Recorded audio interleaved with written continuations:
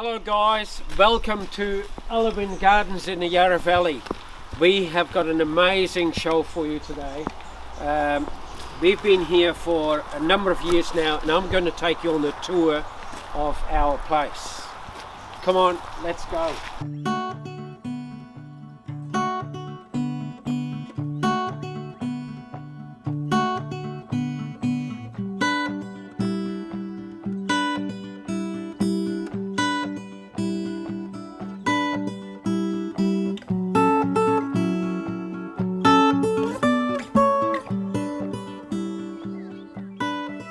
So this is our indoor plant area. We now have a really good new selection. We have changed everything around and undercover, protected from the weather, hanging baskets in just about every size you can think of. We have an amazing range of indoor plants, rafus palms.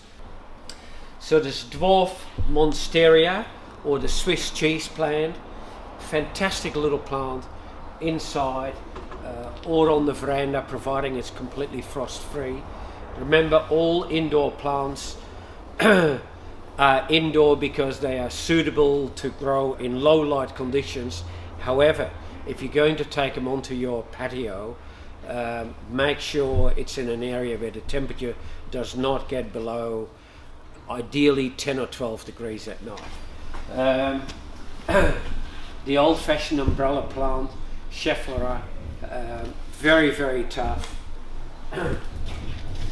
Or a native from Queensland, Rovio,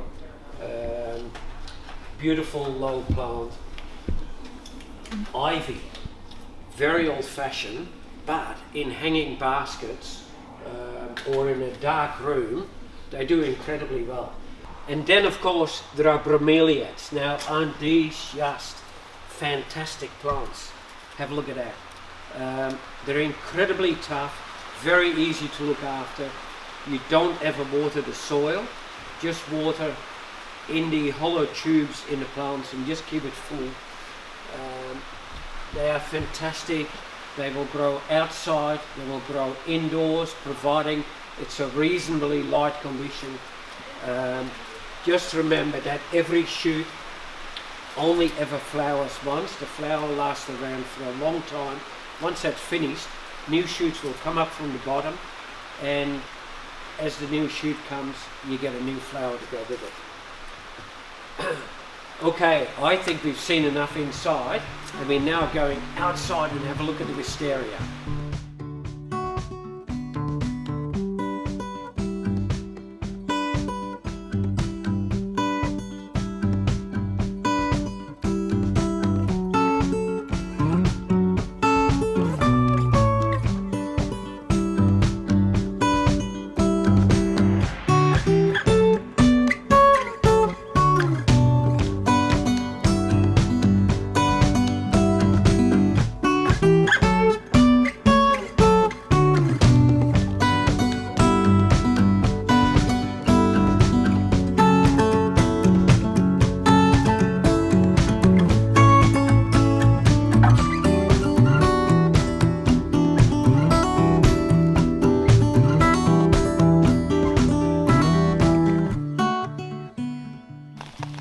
So here we are in our Japanese wisteria archway, and Japanese, which is a little bit unusual. You don't see Japanese wisteria that often in Australia, and that's mainly because it takes a long time before they come into flower.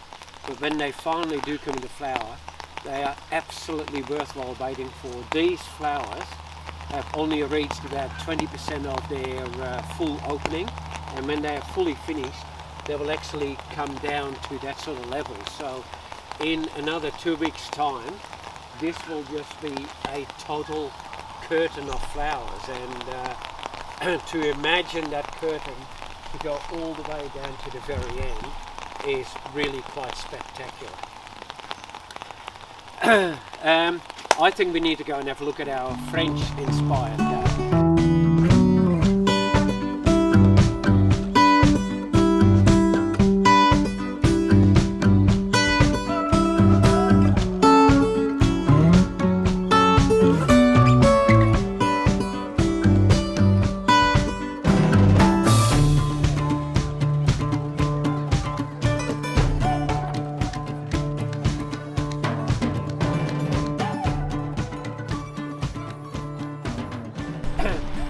So this is our French-inspired garden, which is nearly a couple of acres, and it's basically 4 lawn areas separated by a lawn which is nearly 60 meters long, big waterway that in the summer just looks fantastic. And the idea is that there is a canopy of trees that is fully shaded in the summer, and in the winter of course it's deciduous, which means we get all the light coming out. Now within that we have 4 very significant little flower fields that gives you just different colors throughout the year. And the first one, which is just about coming into full flower now, is our poppy field up here. So we're going to go for a walk and have a look at the poppies. And here we are at the poppy field, and isn't that color just absolutely amazing? Now poppy is an interesting plant because one, the color, but secondly it's actually a very much a edible plant. So once these heads mature, they are totally full of seed, and the seed is the poppy seed that you get on your bread or on cakes or any other thing. We don't use it for anything. As soon as they finish flowering, we take them out and we put another edible crop in, which is the amaranth. The seed of that looks almost identical, but it's a plant that's come from South America many hundreds of years ago. Okay guys, it's spring, summer is on the way.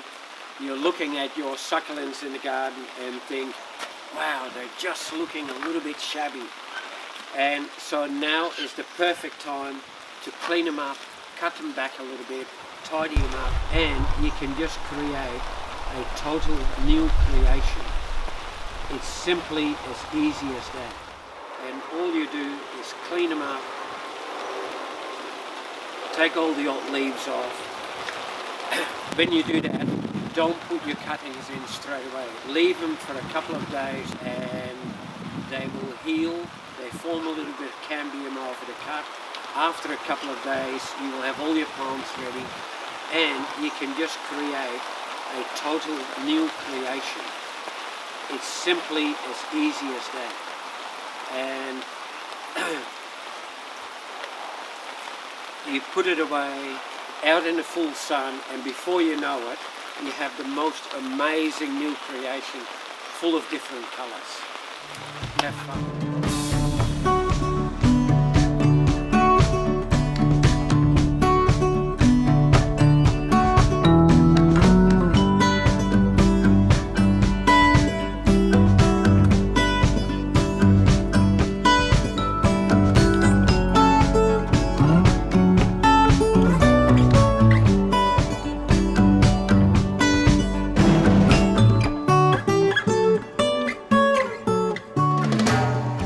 So here we are in the nursery part of Alowyn Gardens. Alowyn Gardens is really quite a large undertaking. We basically build a display garden which is about 8 acres, and as part of that we also grow, and we try and grow just about every plant that we put into the garden. And because we know what works really well in the area, we've got a fantastic collection, literally from a small tube style plant up to mature, and we really do try and get a big collection together. So anywhere from pots, bird baths to the more mature. And look at this one here. That's the viburnum snowball tree. How teasing is that? Now, in about 3 or 4 weeks' time, they will be absolutely pure white, nearly the size of my hand, and it literally looks like a snowball. Come on, let's go from the nursery, and we're going to have a look at the gardens itself. So this is our Malus walk. Malus is a crabapple, Malus floribunda. It's an incredibly tough tree, and it's the closest that we can think of to have an avenue made out of flowering cherries. Now, flowering cherries are a little bit like this, grow slightly bigger, but are just a little bit more maintenance to keep them in that beautiful shape. And this here is just fantastic, and we love it. The good thing about the malice is that you can basically prune it to almost any size you want it to be. We have some of them that we grow into a ball. The trees are the same age, and we basically grow them into a ball about 1.5 meters in diameter, or you can let them grow out and fill out to their full element. Now in the summer this is a beautifully shaded walk, whereas in the winter of course you get all of the light coming in, and in spring you get this transformation that starts off with these tiny little buds with a beautiful pink deep colour, and then they slowly lighten up. And yesterday we had quite a bit of wind, and walking through here is like being in the middle of a snowstorm.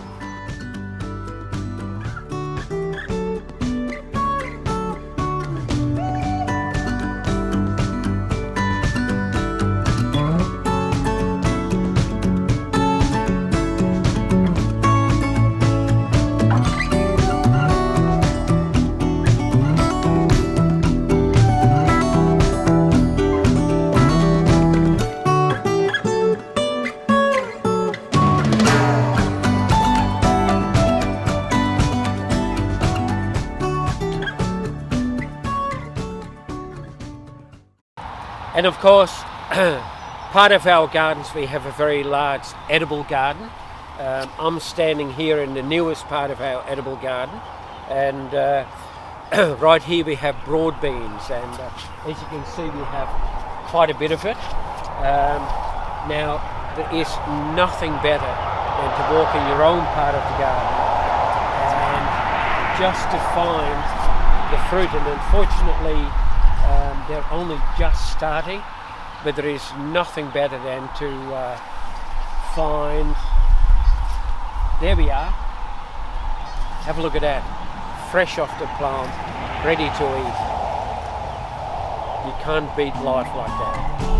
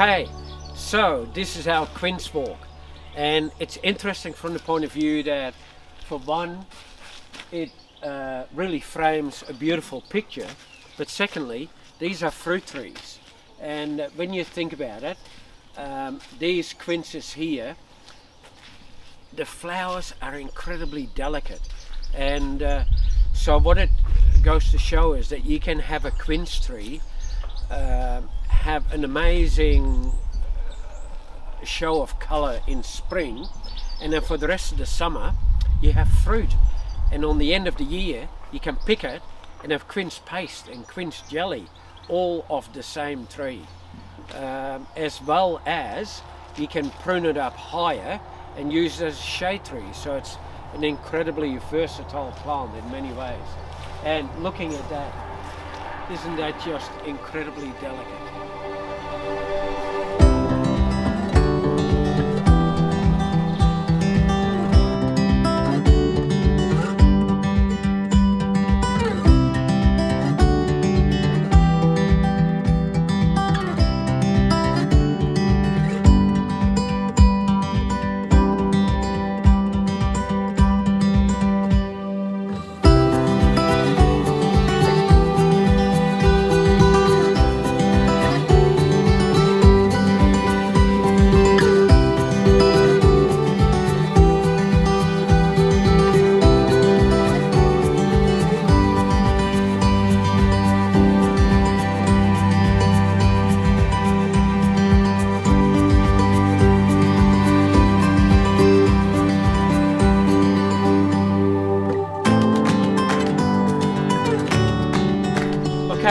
So this is our silver birch forest.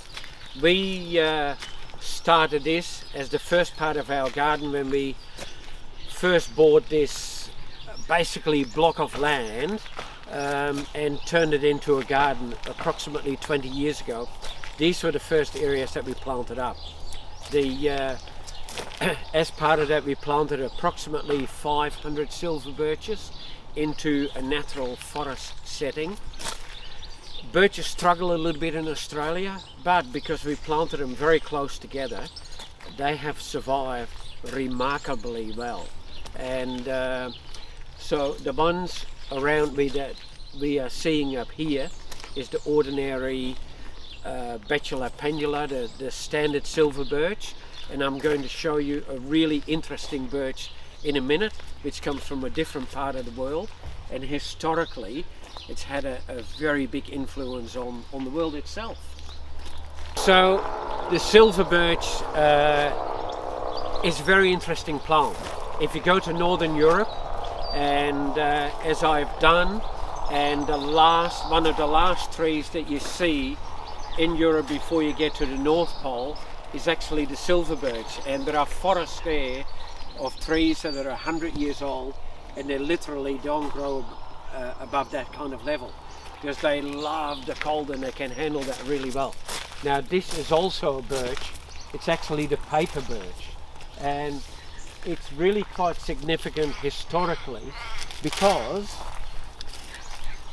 the bark of this was one of the very earliest writing areas, and some of the paper scrolls that exist in history have been written on paper bark, and this is the tree. It's amazing how interesting that is.